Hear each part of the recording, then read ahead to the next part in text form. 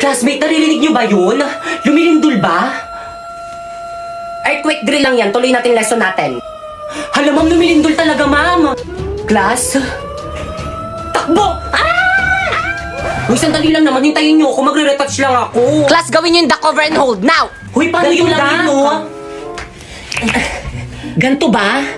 Oo, pwede na yan. Yung cover, paano naman yung cover? Ganto. Ganyan. Yung hold, alam ko na kung paano yung hold. Akin na yung kamay mo. Ganyan ba? Hawak kamay! Dikit! Uy, ano ba? Buksan niyo yung pintuan, padaanin niyo kami. Mamo, yung ibang section nung ayaw kaming padaanin. Class, paunahin nyo munang Uy, palabasin bilisan yung mga niyo naman magaganda. dumaan. Excuse me, narinig mo naman natin yung sinabi ni ma'am. Paano ba yan? Padaan. Grabe ang init. Pero naka-jacket ka. Kung hindi tayo sa lidol mamamatay, sa init tayo mamamatay. Hoy ikaw, saan ka pupunta?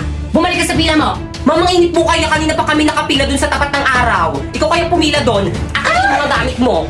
Pumila ka doon! Hala, si ma'am nahimatay! O, di ba sabi ko sa'yo mainit eh.